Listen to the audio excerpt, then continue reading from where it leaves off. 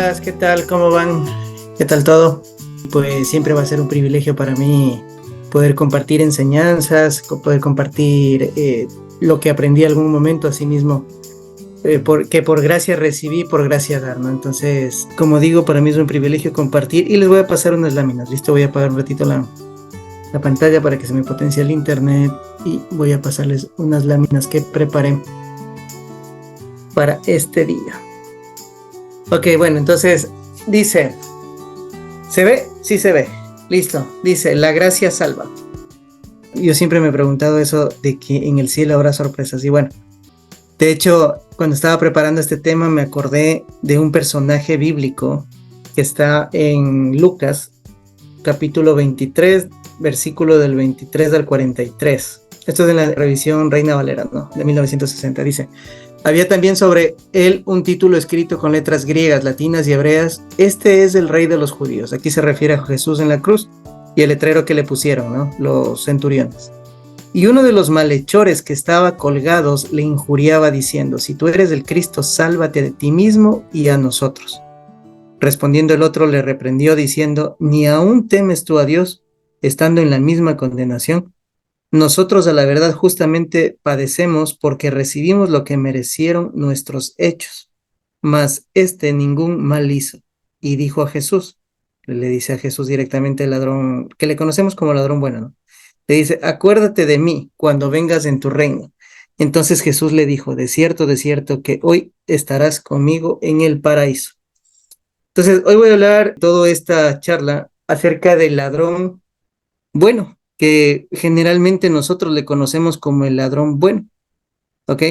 Y es un personaje que justamente aparece en la parte de la crucifixión de Jesús y salta este texto, solamente se lo encuentra en el Evangelio de Lucas, ¿ok? Salta este texto.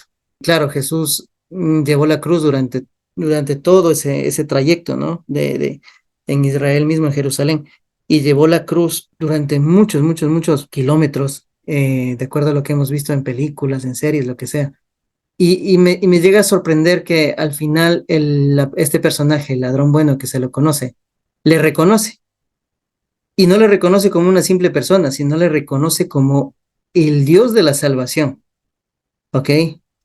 Y aquí es muy importante que entendamos que directamente siempre, inclusive Dios va a tener opositores y va a tener también asimismo personas que le reconozcan, ¿ok? Y eso es la vida. Yo creo que nosotros durante todo el trayecto de nuestras vidas siempre vamos a tener personas que nos contradigan o que simplemente estén opuestos a nuestros criterios, pensamientos o a lo que simplemente somos, ¿sí? Y también habrán personas que asimismo nos reconozcan, nos honren por todas las cosas que hacemos o nos agradezcan, sería la palabra, ¿sí? Nos agradezcan por lo que somos. Entonces, aquí hay dos personajes que están junto a Jesús, el ladrón bueno y el ladrón malo. Pero justamente el ladrón bueno lo reconoció en la cruz, ¿sí? Y le dijo al otro, que primero, o sea, es como que le dijera, o sea, estás loco, no le temes a Dios, estás hablando tonterías. O sea, en otras palabras, yo creo que eso diría, ¿no?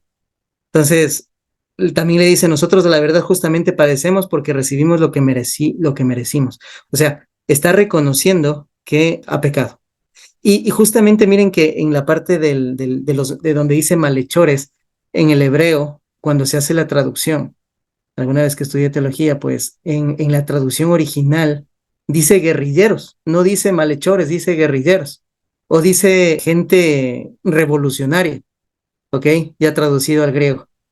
Entonces, se me hace notar como que esta gente, o sea, eran de los celotes, ¿no? De los que trataban de ajusticiar a los romanos, de los que trataban de hacer vandalismos a los romanos, ¿ok? Les aprendieron, ¿sí? Y los llevaron a la cruz. Y los que estaban en la cruz eran gente, pero de lo peor. Obviamente que en ese tiempo gente de lo peor era irse contra el imperio, contra Roma. Por eso mismo fueron crucificados. Pero en todo caso, bueno, aquí uno lo reconoce y vamos a hablar del ladrón bueno. Hay algo que recalco en Jesús antes de empezar con el tema como tal del ladrón bueno, pues es que Jesús rompió la cadena de la muerte eterna, incluso en los momentos más oscuros. A mí me hace ver que en el momento más oscuro de esta persona, del ladrón bueno, no sé cómo se llama realmente, pero En el momento más oscuro, cuando está ya a punto de morir, le reconoce a Jesús y Jesús rompe la cadena de la muerte eterna. ¿Para qué? Para darle vida. Porque le dice, de cierto te digo que hoy mismo estarás conmigo en el paraíso. ¿Ok? Hay un montón de versiones que me ha encantado siempre leer ese versículo y pues me gusta muchísimo cómo profundiza en el paraíso. ¿Listo? Entonces, aquí dice clarito, incluso en momentos más oscuros, Jesús rompe las cadenas de la muerte eterna. Porque es que hay que reconocer que sin Jesús seguimos muertos. Entonces, vamos para adelante. No solamente al ladrón bueno le cambia la mente, también le cambia la mente a todos los que están alrededor. Y aquí yo quiero recalcar una cosita que creo que nosotros como padres, bueno, no me ha tocado todavía conocer un yerno, se dice, sí, tengo hijas, no me ha tocado todavía reconocer un yerno, o conocer, mejor dicho, un yerno, formalmente hablando, ¿no? O sea, no he conocido un yerno que me desagrade. O sea, a veces nosotros como padres, y voy a citar este ejemplo, o sea, juzgamos totalmente a nuestros hijos por quienes los acompañan. Y yo creo que eso del juicio a las parejas denota inclusive en la inseguridad que muchas veces los hijos pueden cometer.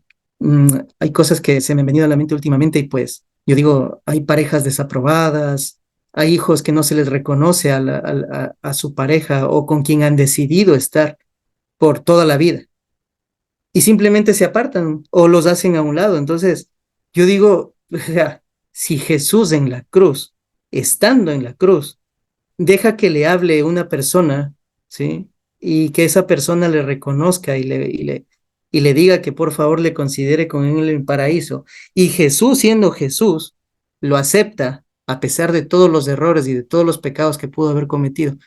Digo yo, ¿quiénes somos nosotros para juzgar? ¿Quiénes somos nosotros para decir, ah, este sí me interesa como mi yerno, este no me interesa como mi yerno, o no me gusta como mi yerno? O sea, ¿quiénes somos nosotros? Se me viene, y les digo esto, se me viene esto a la cabeza desde hace algunos días, porque familiarmente hablando, yo creo que también lo hemos hecho. A veces decimos, sí, está bien, no, está mal, o sea, directamente o indirectamente, ¿no? Entonces, yo creo que si realmente creemos en Dios, o sea, pensaría yo que debemos cambiar la mente y dejar que Jesús cambie nuestras mentes y la de todos alrededor. No solamente cambió la mente del ladrón bueno, también cambió la mente de los centuriones. Uno de los centuriones dijo, verdaderamente este era hijo de Dios cuando ya murió. Otra persona por ahí dijo, ciertamente este era un hombre justo cuando llevaba la cruz. O sea, creo que el paso de Jesús no solamente debe ser reconocerle como Salvador, sino directamente cambiar nuestro modelo de juzgamiento. Habrán cristianos que habrán asistido durante toda la vida a la iglesia que no los encuentres. Y habrá gente que tú ni siquiera te enterabas que pudieron haber matado a miles de personas, ¿sí? Y que directamente lo encuentras en el paraíso. Yo pensé en Hitler en ese momento, no es por eso que siempre hago el chiste de Hitler, pero se me vino a la cabeza Hitler en ese momento. O sea, sí, es que es verdad. En ese momento, en el punto de la muerte, inclusive hay una película, Dios no está muerto, creo que se llama.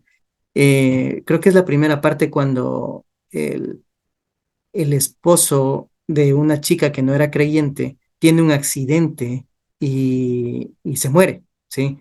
Llega un pastor, que asimismo este pastor, por obvias circunstancias, no le prendía el carro, no pudo viajar y bueno, le pasaron un montón de cosas hasta que llegó a una parte de un concierto y en ese concierto muere el esposo que les comento y resulta que en ese justo momento él hace la oración de salvación, este profesor, y este profesor era ateo. Tienen que ver esa película, es bastante interesante. Entonces, en ese momento recoge la salvación, recibe la salvación y eso se llama gracia. Y aquí sí empiezo con el tema de la gracia porque utilizando el relato de Lucas, es razonable suponer que el ladrón sabe o llega a saber estos hechos. ¿Qué es lo que el ladrón parece saber? O sea, esto lo puse porque el ladrón ya sabía que era un pecador, sabía que había pecado. En Lucas lo dice, ¿no? Justamente en el relato. Dice, nosotros sí nos merecemos, le dice al otro ladrón. Sabe que merece condenación por sus pecados, lo mismo. Reconoce que no es digno de la misericordia de Jesús, ¿ok? reconoce la inocencia de Jesús. Este hombre, o sea, este hombre no ha hecho nada, le dice al otro ladrón. Él no se merece estar aquí. Es testigo del espíritu perdonador de Jesús hacia los pecadores severos. Reconoce que Jesús es el Señor, Rey de los judíos y por tanto el Mesías. Cree que el Mesías está muriendo en la cruz como Salvador y que resucitará de entre los muertos para gobernar. Él cree que Jesús le puede garantizar una eternidad segura junto a él. Todo esto yo creo que pensó en ese momento el ladrón. Y obviamente, ¿no? A veces nosotros creo que tenemos que tocar fondo para reconocer, o tenemos que llegar al punto máximo del error para intentar sobresalir o volver a salir de ese bache o de ese error. Entonces, yo creo que en ese momento al ladrón bueno se le pasó todos estos pensamientos y lo sabía, directamente lo sabía. Sabía que Jesús era inocente, primero, y sabía que justamente lo podía llevar al paraíso. El texto es clarito, el texto es literal, hay que leerlo de forma literal, ¿sí? Y Jesús le dice y le responde, hoy mismo estarás conmigo en el paraíso. Entonces, vamos para adelante porque aquí les voy a pegar un chilazo a todos los que son religiosos. ¿Por qué? Porque les voy a decir qué es lo que el ladrón no hizo. Primero, no expresó ningún derecho moral para recibir el favor de Jesús. O sea, no se golpeó el pecho, como se dice normalmente. Aquí no expresó ningún derecho moral, ¿no? No hace buenas obras o no hizo buenas obras para que pueda proclamar como mérito ante Dios. No presentó una prueba concisa que se apartó de sus pecados. O sea, él directamente no le dijo a Jesús, ¿sabes qué? Yo estoy cambiando, yo ya dejé de pecar. Simplemente lo que hizo fue, Señor, te reconozco y si puedes, llévame contigo. ¿Listo? En resumen lo que dijo en el Evangelio de Lucas, lo que está escrito en el Evangelio de Lucas. ¿Sí? Aquí hay algo muy fuerte. No dio diezmos ni ofrendas ante el altar. No fue bautizado. No fue a la iglesia todos los domingos. No tuvo estudios bíblicos ni giros teológicos brillantes. No pudo orar porque tenía las manos clavadas al madero y no expresó su fe verbalmente de la manera que esperaríamos. Entonces, ¿qué fue lo que el ladrón no hizo? No hizo nada de esto. Simplemente llegó a la cruz, se encontró con Jesús y le dijo, Señor, por favor, si puedes, llévame contigo. Y Jesús, ¿qué le respondió? De cierto te digo que hoy mismo estarás en el paraíso. Así que esto, como les digo, bueno, es un chirlazo para los que son religiosos, los que piensan que haciendo todo lo que se tiene que hacer les hará ganar el cielo. Pues directamente les puedo decir que sí y que no, ya depende de cada uno, ¿no?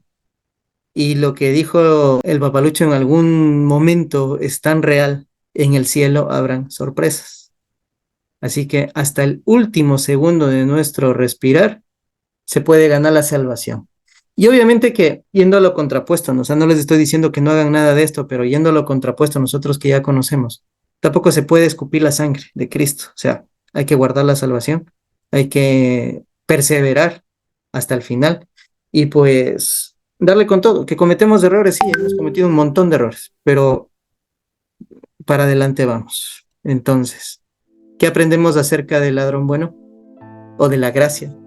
Sí, la gracia que tuvo este personaje, pues la gracia de Dios salva al peor de los pecadores. La gracia de Dios será dada a cualquiera que le pida a través de la fe en Jesucristo como Salvador. La gracia es esencialmente injusta. La promesa de un futuro eterno con Cristo es tan válida para el ladrón en sus últimos momentos como para aquellos que vivieron una vida moral más larga. Ejemplo, Nicodemo, Pablo, Pedro, etc. La gracia nos da más de lo que merecemos o esperamos, aunque merece la condenación eterna. Jesús le concede a este ladrón la vida eterna y una relación personal con él. O sea, es el primer cristiano en el cielo. Directamente porque ahí se fundó, digamos que la religión cristiana, ¿no? Como tal. O se fundó la era cristiana como tal. Y pues el ladrón que estuvo en la cruz fue el primer cristiano en el cielo. ¿Ok? La gracia ayuda a los desamparados y Jesús vino por los pecadores. Todo eso es lo que yo aprendí de la gracia y lo que les quería comentar acerca de la salvación. Así que pues, bueno, de mi parte muchísimas gracias. Un tema bastante cortito, pero espero que llegue a sus corazones y sobre todo a nuestras mentes para no juzgar no juzgar las personas que están a nuestro alrededor, no juzgar las parejas de nuestros hijos, no juzgar las amistades. Bueno, de pronto a veces tenemos que cuidar a nuestros hijos, pero también a veces juzgamos mal, sabiendo que esas personas tienen un propósito.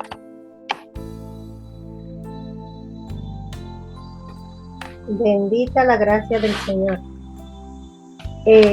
Sí, realmente mi papi decía eso, ¿no? Y bueno, no fue la única persona que hablaba de que en el cielo va a haber sorpresas.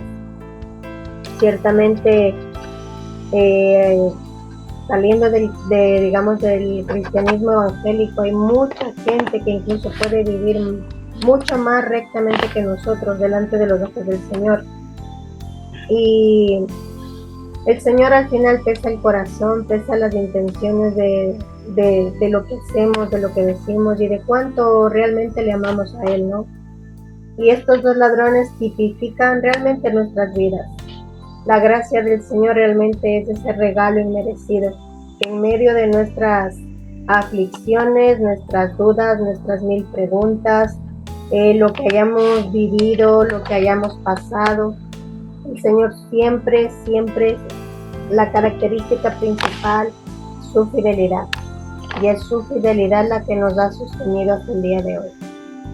Así que, bonita la palabra, Andy, que el Señor te bendiga y que Dios nos ayude a mantener a flote esa esperanza viva, la fe en estos últimos tiempos tan difíciles.